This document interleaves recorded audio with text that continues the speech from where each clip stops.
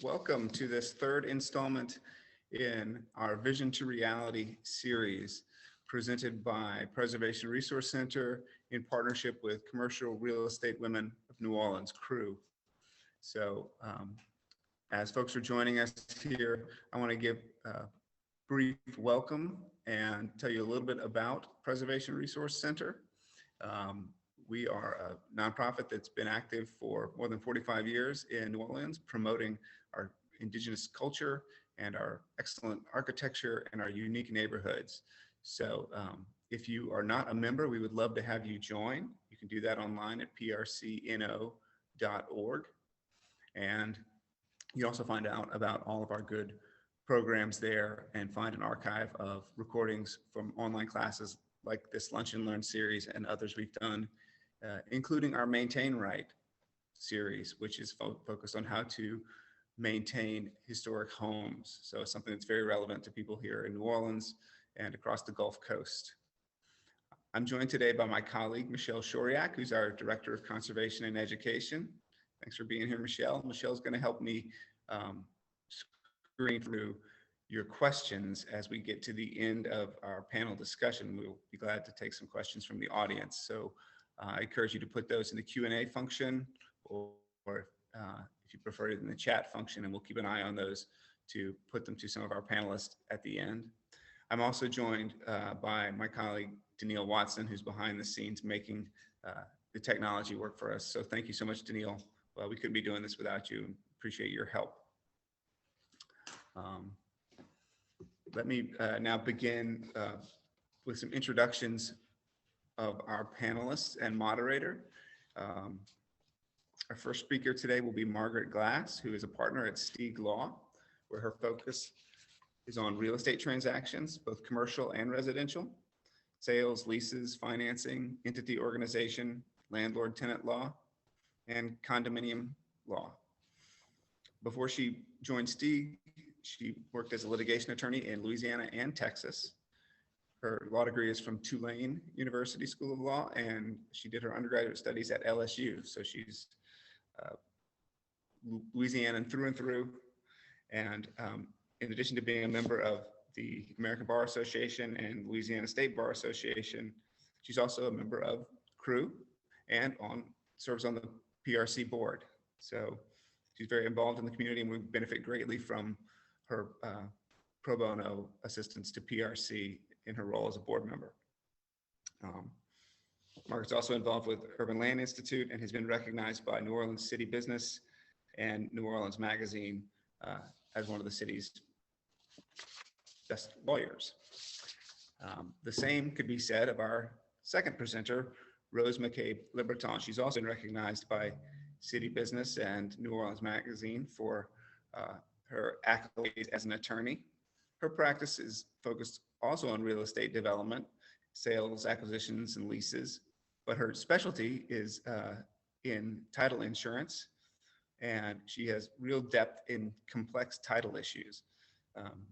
Some of her work experience includes curing the title on more than 43,000 acres in St. Tammany Parish.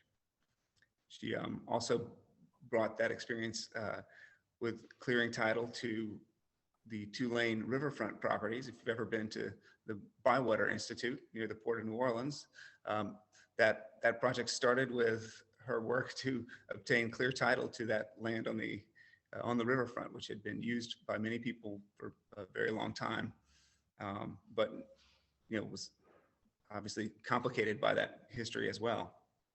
And she brought that same experience to her role as counsel for the Deepwater Horizon Trust, with leadership on the wetlands review team, determining ownership of those Louisiana wetlands that were damaged by the BP oil spill.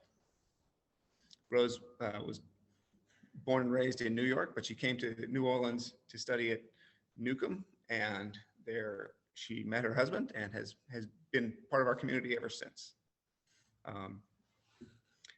Our next speaker will be Emily Reeves, who is the Senior Environmental Specialist at LEAAF Environmental. She has more than 15 years experience in risk assessment and environmental consulting. She got her bachelor's degree in environmental sciences and then her master's degree from the School of Public Health and Tropical Medicine at Tulane. And it's focused in environmental health sciences, water quality, toxicology, and risk assessment. She has numerous additional environmental certifications, which enable her to work in soil and groundwater investigations, and to follow the framework of Louisiana Department of Environmental Quality Corrective Action Program, known as RECAP. Her focus is really on human health risks, and she plays a vital role at LEAAF, making sure that when projects are redeveloped or properties are developed, the results are healthy workplaces and healthy residential places for people. And when she's not doing that, she enjoys attending live music and spending time with her family and traveling.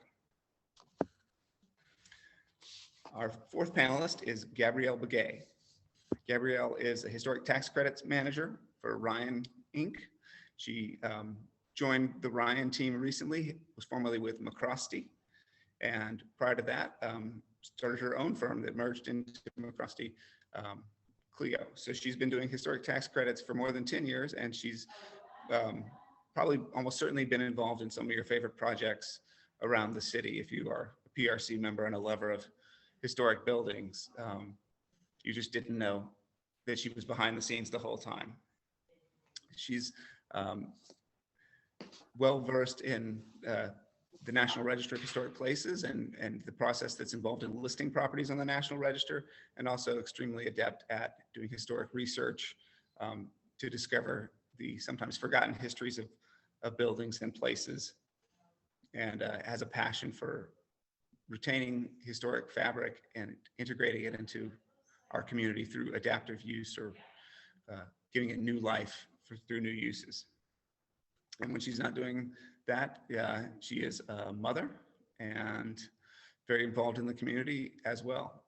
I've had the pleasure of serving on a board with Gabrielle in the past, so I know that she's extremely engaged in New Orleans. And then finally, last but not least, our panel moderator is Ashley King. Ashley is a board member here at Preservation Resource Center and also chair of CREW. So she's been instrumental in helping us organize this joint Lunch and Learn series.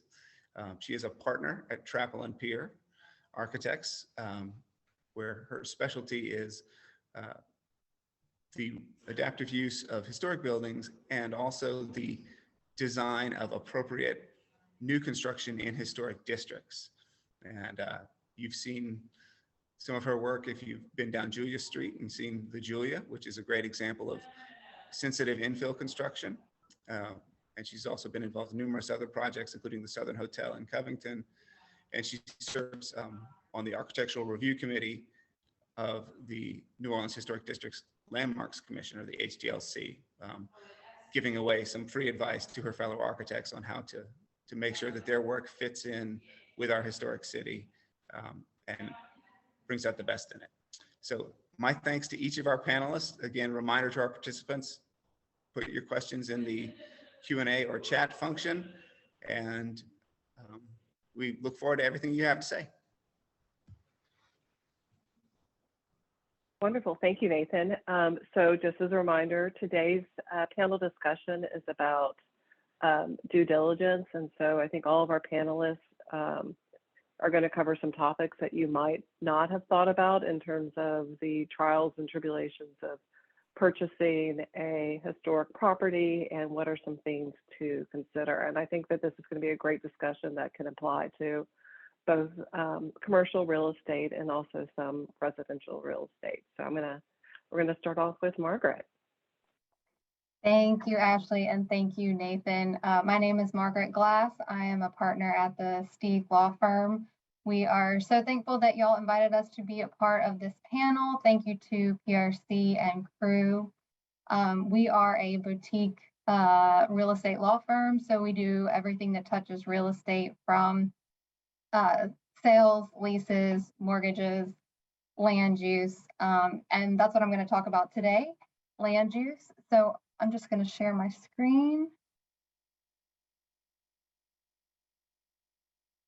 Are y'all able to see the screen? Okay, great. So whenever a project is starting out, think about the very beginning of the project when you're maybe considering purchasing a piece of property, renovating it, and then turning it into some sort of new use.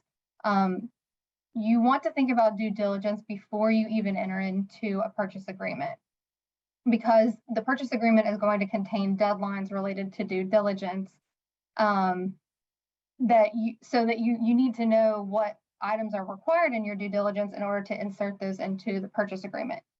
So the first thing to do is check your zoning online and figure out if the general idea of your project is a permitted use, and whether sort of the basic design ideas would be by right, or whether you would need specific approvals from government entities.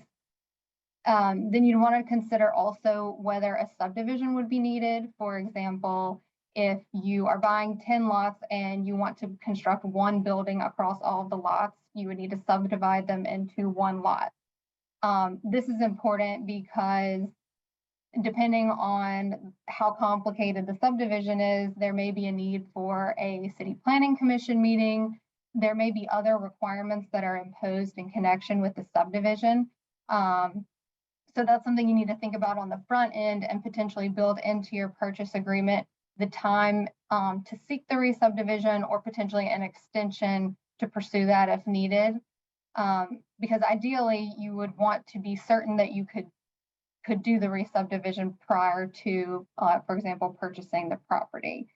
And another thing to just consider in connection with a re-subdivision is that the re-subdivisions are circulated to other agencies in the city. And so there may be requirements from the other agencies. For example, we recently had a subdivision that combined 2 lots over a sewage and water board line, and therefore they required a servitude. So that, of course, built in a lot of extra time because we had to negotiate the servitude with sewage and water board. So timing is everything related to real estate transactions, and understanding all of the potential things that could delay you is very important to know at the very beginning of a project.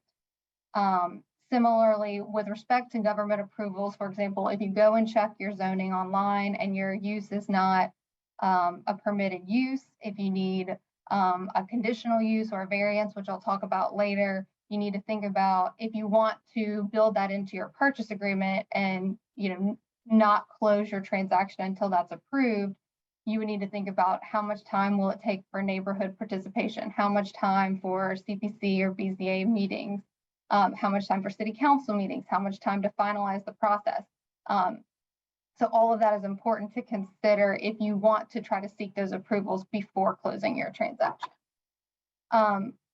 One thing that I always recommend to people is that you can go and have a casual meeting with city planning or safety and permits to and sort of pitch them your basic idea for your project, and they can help you understand what the potential major roadblocks would be.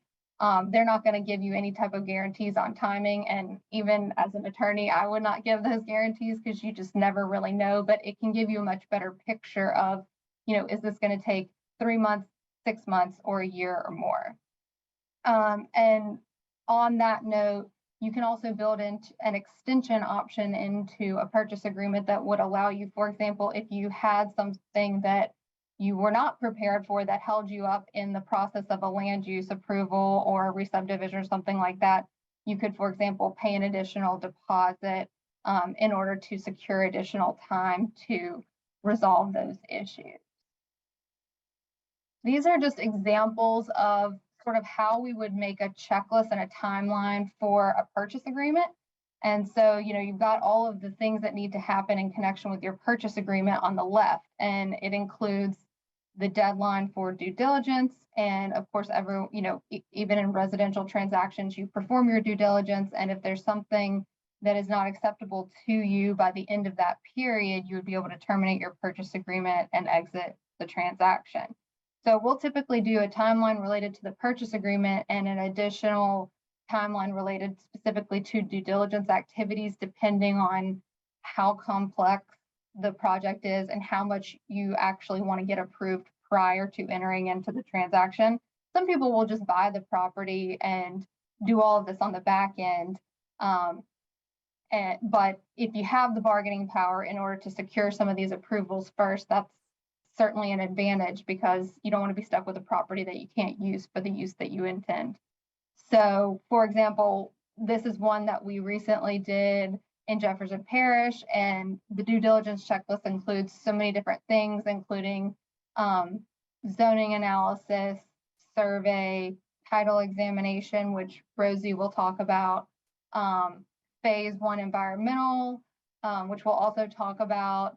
And then also we've got a lot of these re-subdivision items, which the re-subdivision created other due diligence requirements. So that was why it was important to have a pre-application meeting with the parish to figure out what all they were going to require for us to achieve this re-subdivision, and then build in those additional requirements into our due diligence. So one of the biggest items for due diligence is zoning. And what I really like about New Orleans is there's a wealth of information online and fully available to the public. The City of New Orleans property viewer just and this picture is sort of a depiction of all the different zoning districts in New Orleans.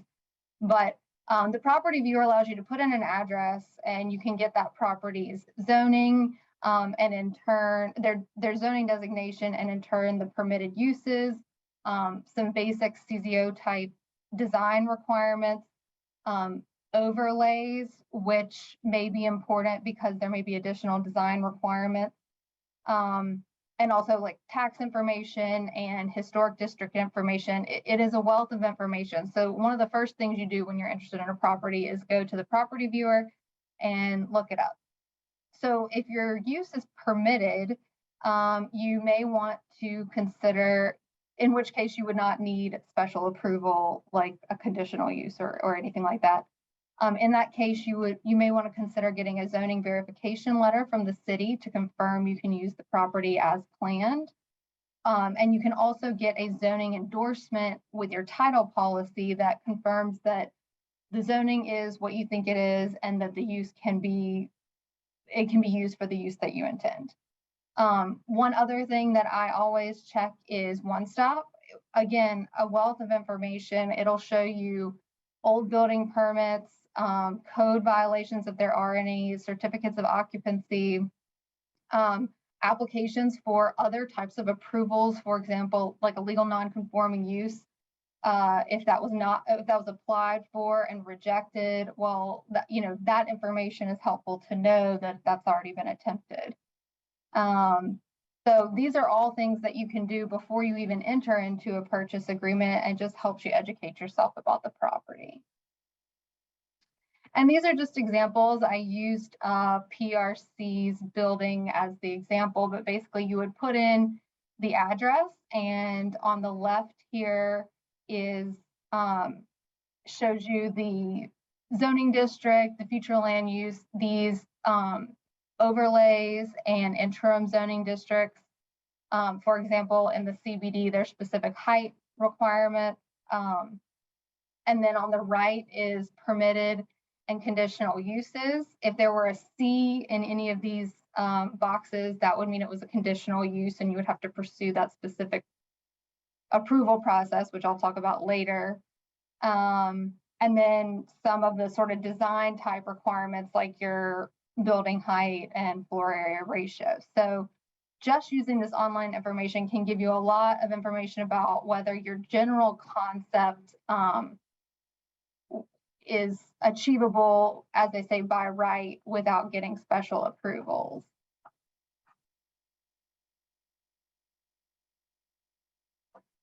And so there's various specific land use issues that could come up either during your purchase agreement period or once you've closed on the property and you're pursuing approval for your use.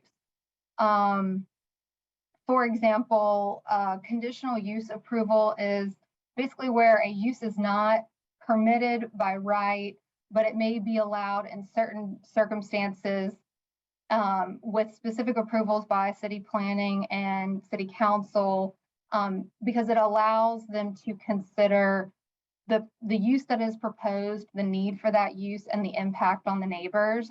So it's basically something that would potentially be approved on a case-by-case basis.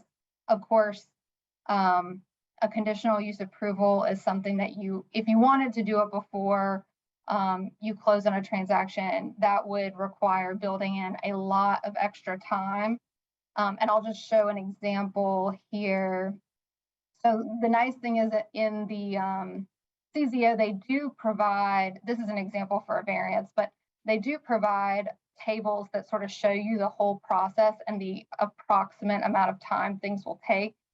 So you could use that to build in the time that you need, but certainly months would potentially be required for this.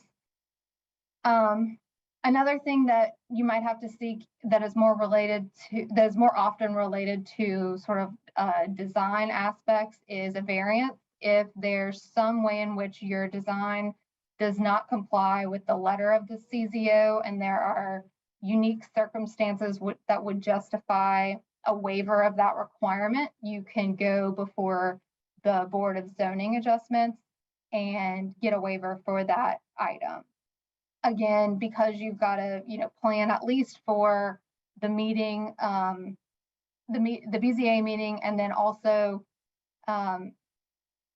typically a neighborhood participation process, you're again going to need to plan a lot of additional time in order to seek this approval. And I'll just show for the variance is, this is the simplest process in terms of the various different approvals that you need to get, because this one just requires you to go before, do neighborhood participation if needed. If it's a single family or two family, you don't have to do that. Then you go before Board of Zoning Adjustments and then it can be approved. Whereas, for example, the conditional use requires city council action. Similarly, a map or a text change is typically considered a last resort because you need to go through both CPC and city council, and you're trying to meet very strict approval requirements because there's a reason that we have a CZO that lays out how the land is to be used, and just because you want to make the change because it fits for your development plans is sort of not a reason to justify making a change. It would need to be something that benefits the city as a whole and complies with the master plan and things like that. So this is why most developers do try to do as much by right as possible. By right means that the use that you want, the design that you want, it's all already permitted by the CZO. And so there's no need to get these specific approvals, which typically do require, neighborhood buy-in, meetings with the neighbors, additional expense for your attorney or your architect to attend these meetings, and just, as I've described, a lot of additional time. And so in addition to those sort of land use type approvals, you also want to check and see if your property is in a historic district or is landmarked. Additional specific approvals from HDLC or VCC may be required. Of course, if this is a larger development and an architect is already involved, the architect can help with almost all of these items early on in the process. And then lastly, I would just consider sort of anything else you might need from the government, from government entities, because those are the things that are going to take a lot of time. So for example, a determination of non-conforming use would be if the use is not currently permitted, but it historically was, and it's been used in that way for a certain amount of time. You can continue to use it in that way as long as you don't stop that use for a certain period of time. Similarly, unrelated to land use, you may need an access agreement from the city or the parish, a lease of public space, for example, if there's an encroachment, if there's code violations that you have to clear in order to meet, for example, financing requirements or other requirements, you need to figure out what needs to be done in order to actually clear those out. And then, like I described earlier, servitudes related to government entities is another thing to consider, because it's a lot more time to add to your timeline for your project if you need to pursue those. And so I've just linked the CZO here, and it does it provides you a lot of information, again, with respect to how much time any specific process may take. All right, so that's it for my presentation. Thank you. Great, thank you, Margaret. And so this perfect segue to Rosie, and can cover more about title issues and all those things that she's fabulous at that I know nothing about. Hello, I am Rose McCabe LeBreton, but everybody calls me Rosie.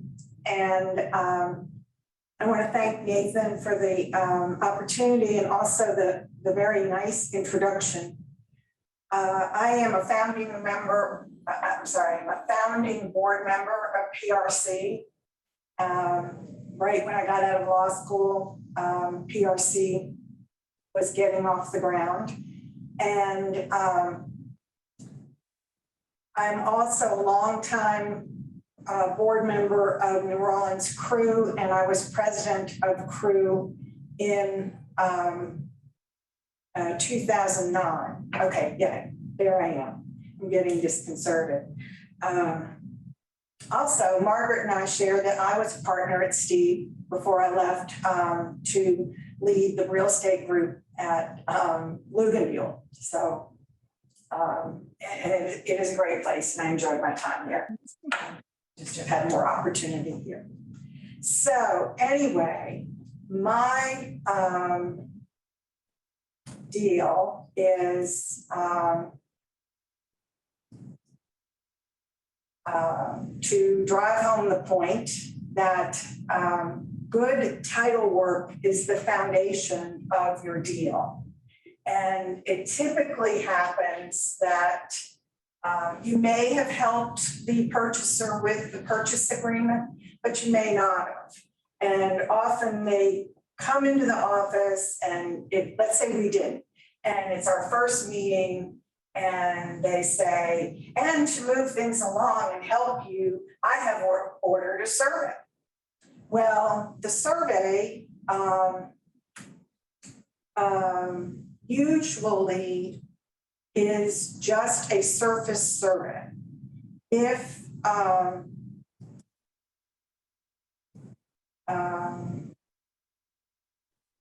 let's see, I'm trying to get this going.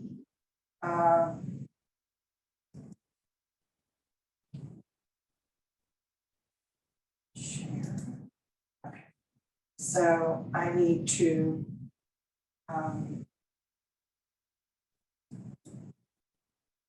next. Okay. In 2013, I started working on 8616 Oak Street.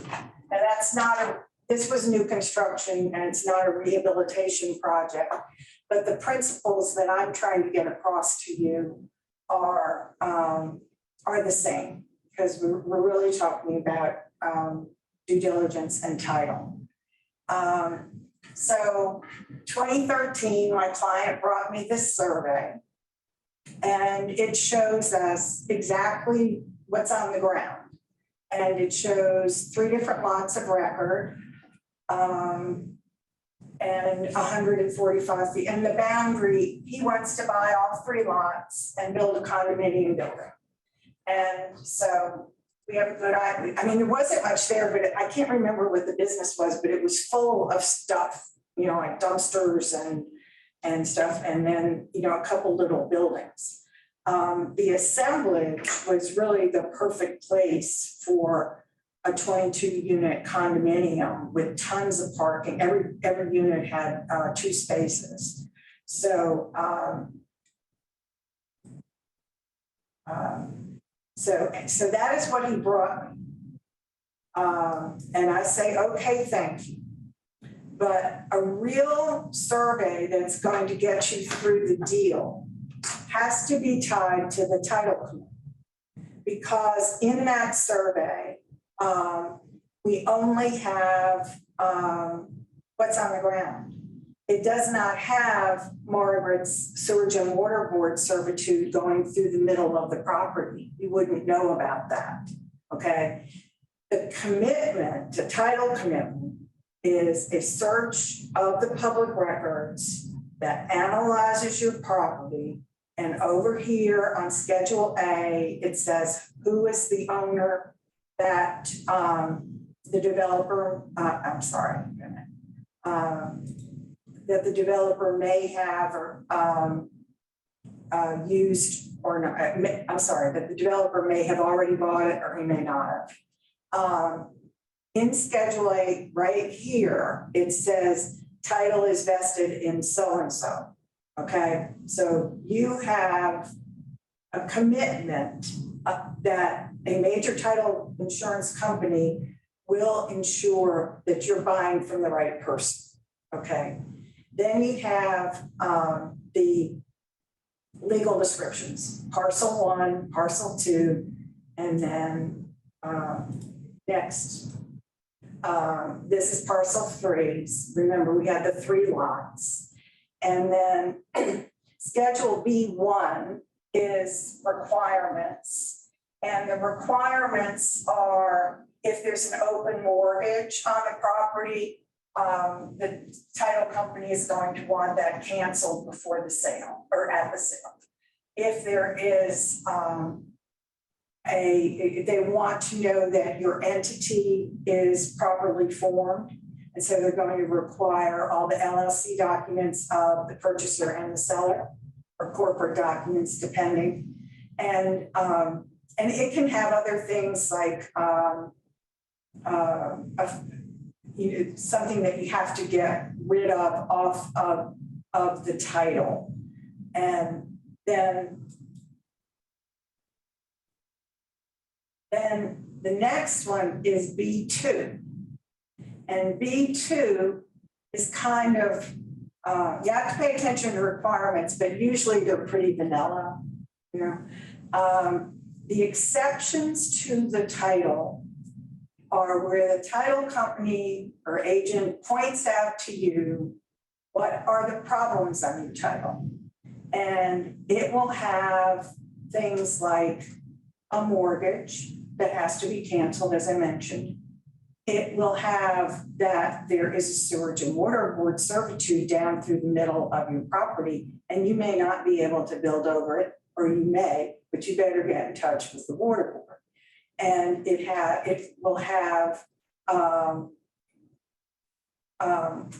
where any hidden utility is same things as the sewage and water board thing, but any hidden utilities, underground utilities, and it will have encroachments on your property. And an encroachment is when your fence goes over somebody else's property line, your shed is over the property line. It's very, very, very, very common in New Orleans, extremely common, and was on that survey that we looked at, our very basic survey that the client actually did bring to me. So we go on and we get the 2014 survey, and this is showing that now the lines in between the lots are dotted lines. And they're showing that former lot 8, which is a portion of former lots 7 and 9, or 28. So this property's been around a long time and it's been called a lot of different things. And so you'd have to go back and figure out that it's all the same property. And anyway, it is going to become Lot 6A, and it's going to incorporate all of the property. It has, you'll see, 3 municipal numbers, and it will end up being 8616. And so this is the pre-resub survey. This is the one that was submitted to in the initial submissions to city planning about getting a re-subdivision approved. This is the end of the re-subdivision. And here, and in the re-subdivision process, the old, the municipals for the 2 extra lots get taken away, and you have 1 municipal, and it's 8616, Lot 6A. Much simpler than what we started with. And this one really does not have any underground servitudes, but you can see right here, the little X's mean that that's where the fence is, and it's actually inside this property line. But up here, your fence is outside the property line, so you are encroaching on his property. And this happens, as I said, all the time. So this is actually a pretty clean property as all of this goes. But the thing that I want you to take away from my talk is that a survey without a title commitment is no good. When you're bankers and new developers love to order the survey, and I don't really say anything, but as things go on, well, we're going to have to send a surveyor back out there because now we have a commitment, and the commitment is showing this, this, and this. And in order to get the insurance for this amount of loan, you're going to have a certain class of a survey that has to show all this.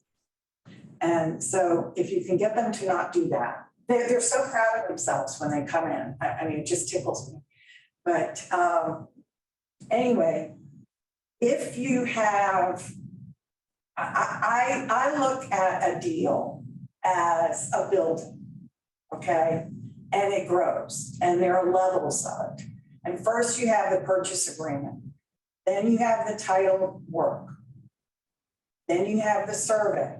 Then you may have development or construction or both agreements. You may have, as we did in this case, a re-subdivision. You may have, as we did here, a condominium declaration and end sales. I mean, all of this on the top can change, but your good title, your purchase agreement is a roadmap of your deal. And it should tell you what to do at what time and when things are due, when you get an extension, all of that kind of thing. But it should be the roadmap of your deal. The title work is the foundation of your deal. And if you don't have title work or you don't have good title work, you may run into problems down the line. And I'm telling you that your survey is no good unless it is done in conjunction with a commitment. They go hand in hand. They are together. The commitment tells the surveyor what to look for, okay? Tells him above ground and below ground.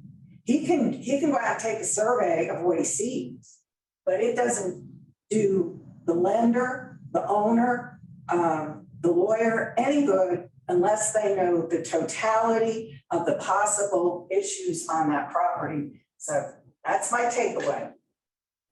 Title work first, survey second, and you have to have these things done well, and then your deal is much, if you have a good purchase agreement and a good title work and a good survey, whatever else happens up here is going to work a whole lot better.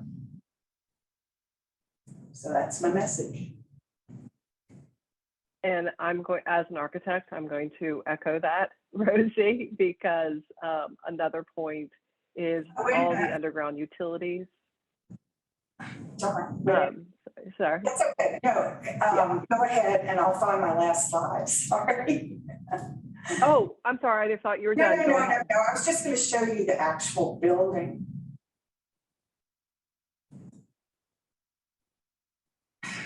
No, I went backwards.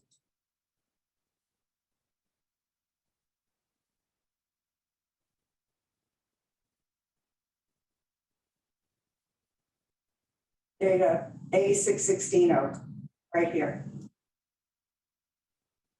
It was $400,000 units for two bedrooms and 2 parking spots uptown. It was a very nice. I mean, they had a few that were higher, but the average price of 22 units was in the 400 to 450 range, which I thought was a deal, you know. But anyway, Ashley, go ahead. I'm sorry. No, I'm sorry. I thought you were done, Rosie. I was just going to echo that the importance of how important the survey is, and especially the underground utilities are for your MEP engineers, and then also with historic buildings, getting elevation points to understand where your ground floor elevation is another important thing, because we always, like you, we always have to sometimes send people out, our owners back out, like, yes, you have a survey, but we need X, Y, and Z to do the architectural side. But going back to Margaret's checklist of sort of due diligence and things to look at and better understand the property before you purchase it is the environmental side of it. And Emily, I'm going to let you hand it off to you. Good afternoon, everybody. My name is Emily Reeves. I'm with LEAAF Environmental. I'm a senior environmental scientist for them, and I am the Environmental Risk Assessment Division Manager. I have a slideshow. Rosie, can you turn off your screen share so I can start my slides, please? Thank you.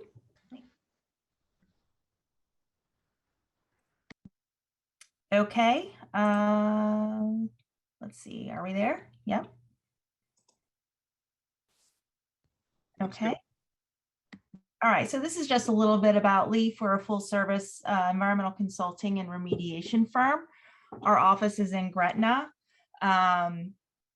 We have 23 employees consisting of engineers, geologists, scientists, and technicians.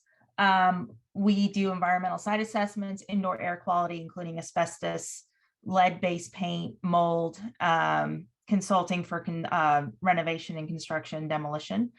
We also do underground storage tank removal and remediation. We have a newly formed division for engineering and compliance for industrial permitting, water permits, air permits for industrial facilities. We primarily work in Louisiana. Most of our sites are within the New Orleans region, but we are licensed to work in Texas, Oklahoma, and Mississippi. We also have a contract with the EPA where we do work in all of Region 6, which is New Mexico, Oklahoma, Arkansas, Texas, and Louisiana. So I'm basically going to focus on a phase 1 ESA. We're just going to talk about basically what it is, key terms and definitions, the process, and what do you do with your phase 1 report once you have it.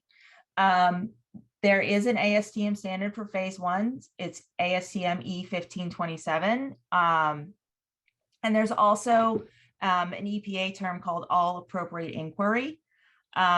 Conducting all appropriate inquiry on your property before you purchase it helps satisfy the requirement for the innocent landowner liability protection and bona fide prospective purchaser defense under CERCLA, which is the Superfund law. The EPA has stated that doing a phase one per the ASTM standard meets the all appropriate inquiry requirement.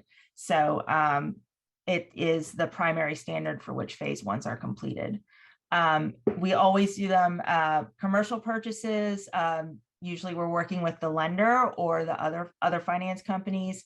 It's done for corridor planning, residential developments greater than 4 units, commercial and industrial leases. We also do phase ones for projects that are getting federal funding, such as community block grants, HUD grants for mixed use residential development, and also LEED certification. I would say we are primarily do phase ones solely for commercial purchases and redevelopment. That's usually the main reason why we're conducting one. What a phase one is not, it is not a full review of your environmental risks. We do not look at asbestos, lead, mold, or radon inspections. They are considered out of scope for phase one, but it can be included if requested at the time. We don't necessarily review environmental permit compliance, waste characterization and disposal, sampling. A phase one does not include any type of soil or groundwater sampling. It may recommend some, but we do not do that during a phase one. And we also do not do a wetlands determination. But again, that can be added at the time if requested, but it is technically out of scope of a phase one. Some key definitions. The user of the phase one is the person that we are doing the phase one for. It is usually the potential purchaser or the lender, the developer. They're named on the report. They are the person that is going to be granted that liability release or protection. The owner, obviously that's pretty straightforward, is the current owner. Sometimes we do a phase one for the current owner, so they're the user and the owner is the same person. CERCLA is the Superfund law. That's what everybody knows it as. American Society for Testing Materials, ASTM, that's the standard we use. And I've talked about all appropriate inquiry already. Activity and use limitation. This is a term that's used if there is a previous environmental condition at the site to where there might be some sort of engineering control or something on the property that limits the use of that property based on that environmental condition. An example would be maybe a property was an old landfill and you can't build over the old cover or redevelop that property. That is usually something that is in the clerk of court filed on the property title records.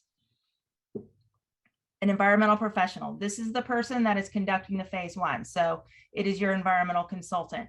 The ASTM has an experience and education level defined in the standard, 3, 5, or 10 years based on their education level.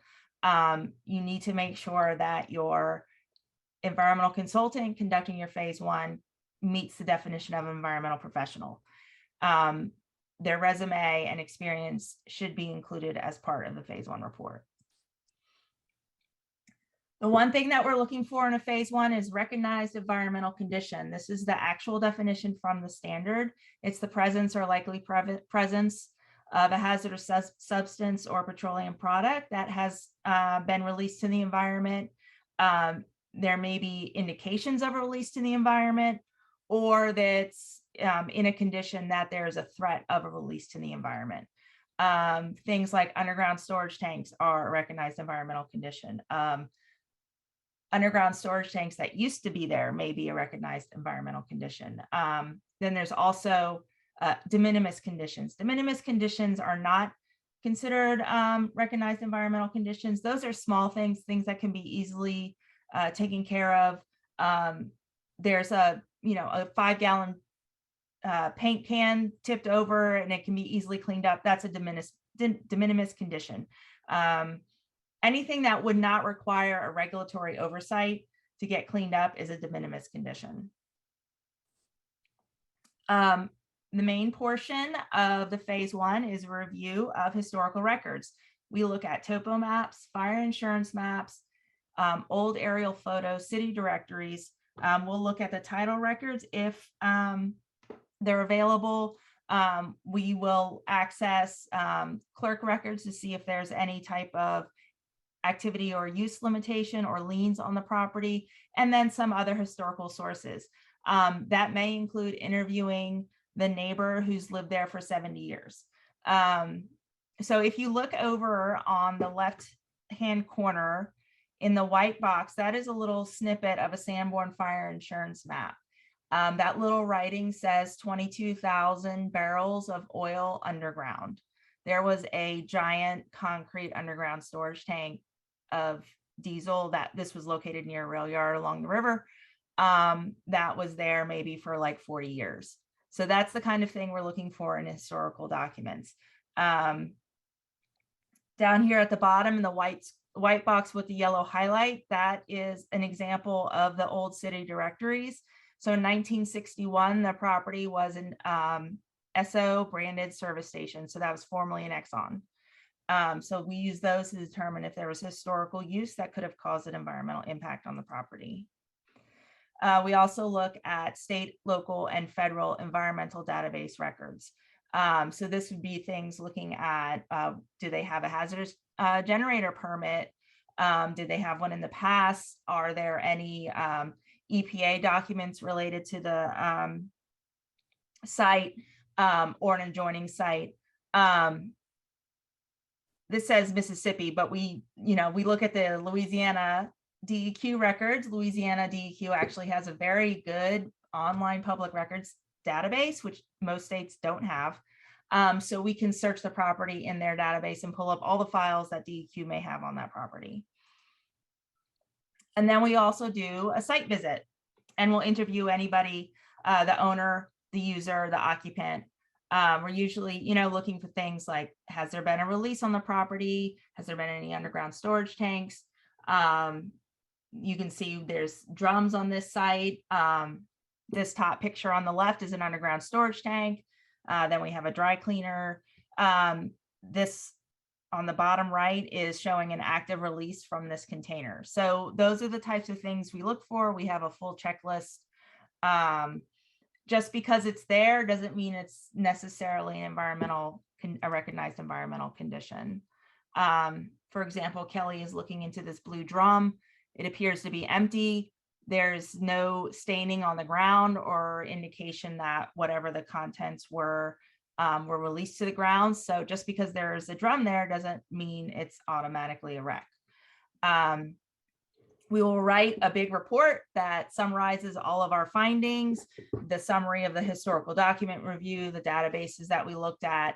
There will be photographs, copies of our interviews, and then our observations on site to come up with our recommendations and if there were any recognized environmental conditions. In a property located in New Orleans, it is not uncommon for the phase 1 report to be 800 pages thick.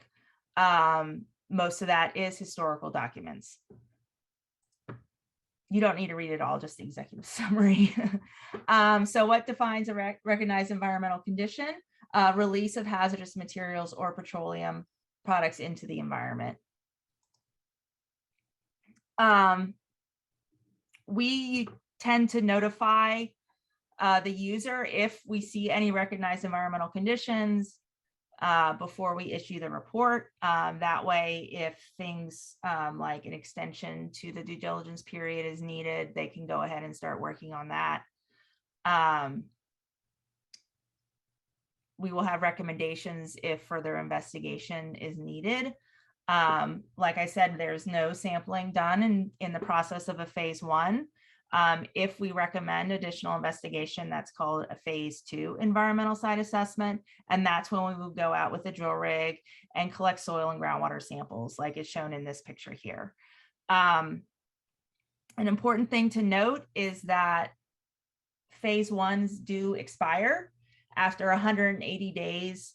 There are certain aspects of the report that need to be updated.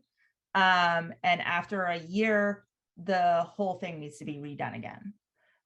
So if you have a long-term development project, maybe you're getting some funding from a federal agency, and that usually takes a long time. You may have to do an update or a redo while your site is going through those processes.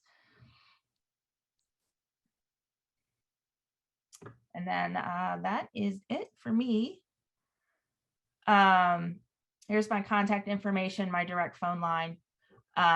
You know, if there's any other questions, I believe we'll have, you know, time for some questions at the end too. So, so the key points I would say would be, know your timeline. If we know the closing date up front, we can be sure to meet all of your timeline requirements. So that's something that's good to communicate with your environmental professional. You know, because these take a few weeks to produce.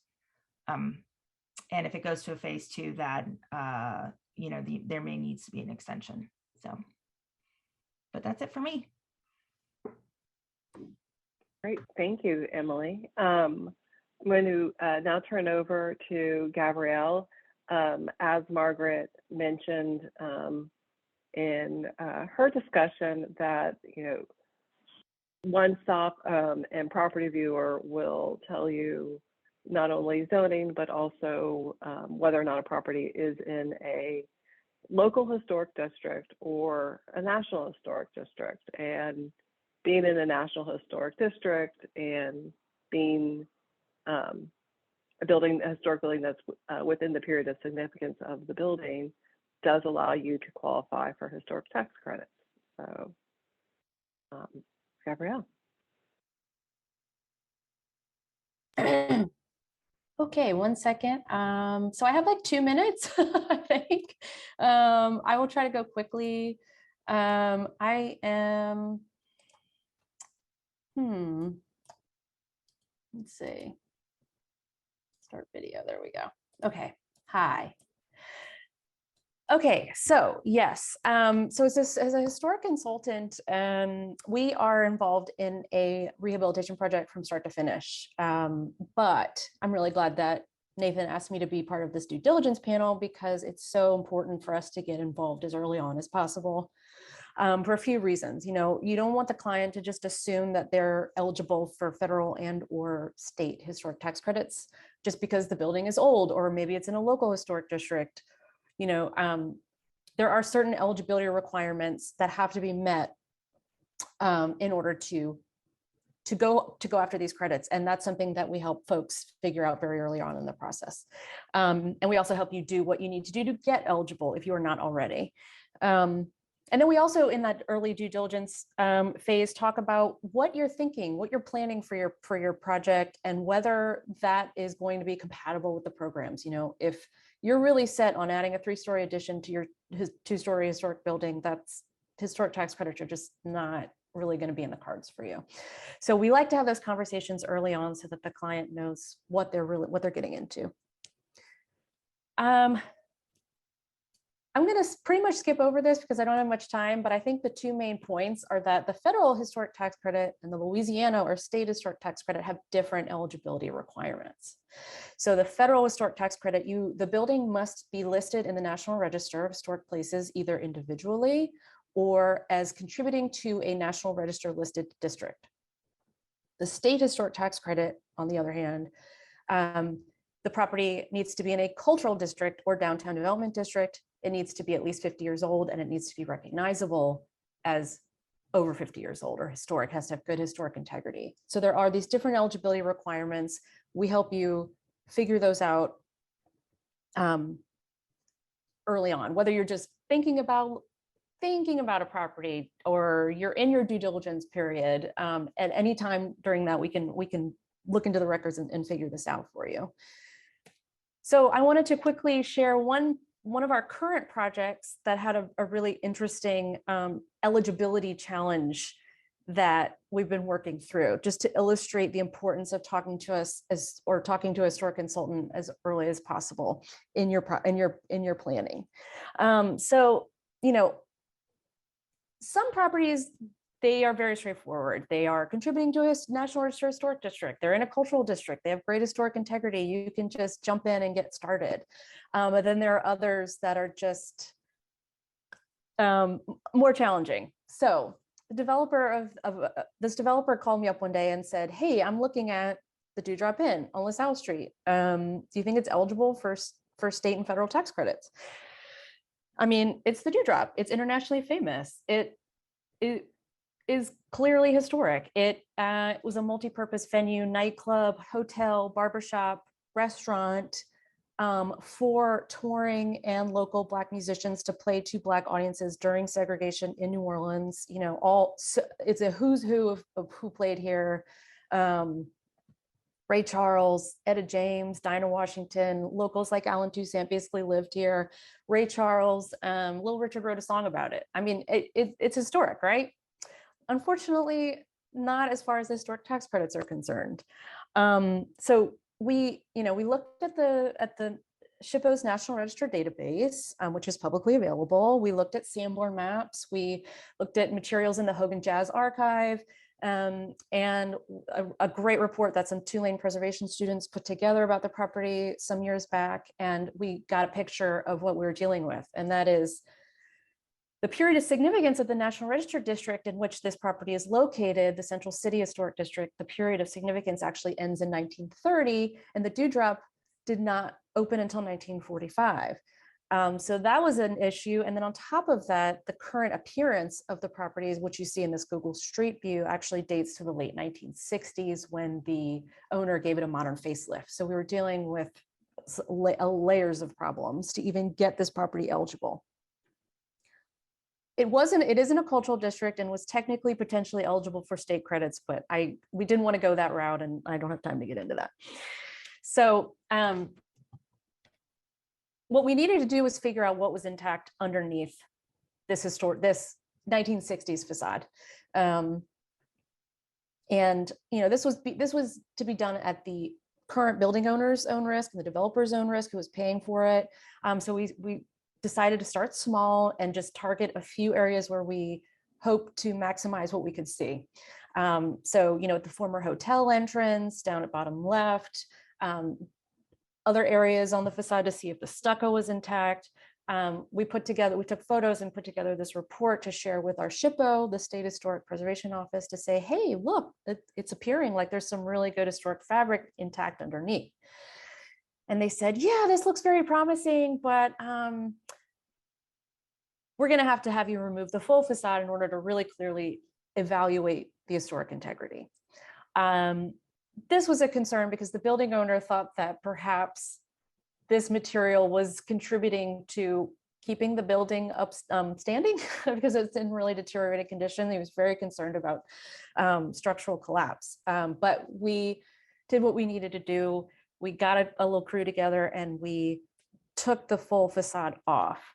And it was worth the risk. We found a lot of intact historic fabric, minus the furring strips, which are a little distracting. We did lose the balcony and the overhang, of course, but there's just plenty here that clearly demonstrates that it is the historic Dewdrop Inn that we see in that 1950s photo.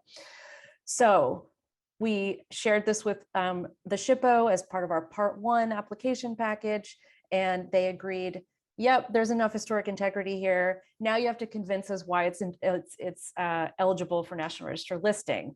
So we were going after individual listing for this property. So then we jumped into that process.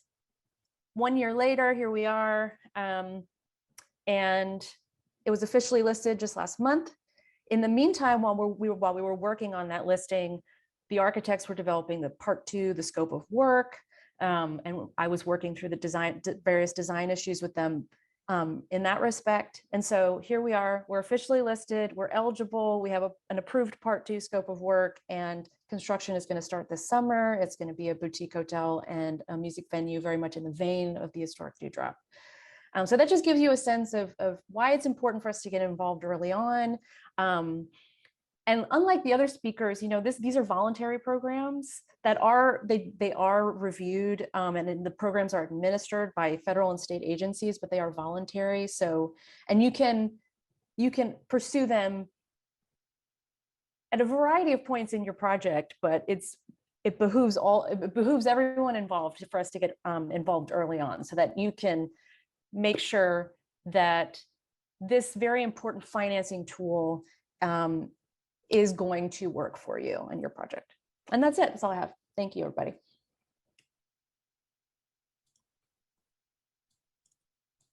Thank you, Gabrielle. And I can definitely tell you the historic tax credit route is not as daunting as one thinks. And it has been super beneficial, at least financially, to maintain and restore our historic fabric. So there's lots of resources out there if you have any questions.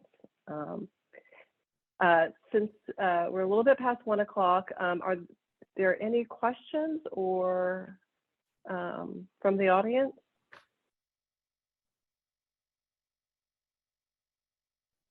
None If have come not, through. I would. At this point. All right, yeah, well then. They can enter them, but if you guys want to chat a bit, you can, but I learned a ton. My brain is full. That was really amazing. So thanks to each of you. We covered so much a diversity of topics and really showed how interrelated they are. So that was intense, but thank you so much.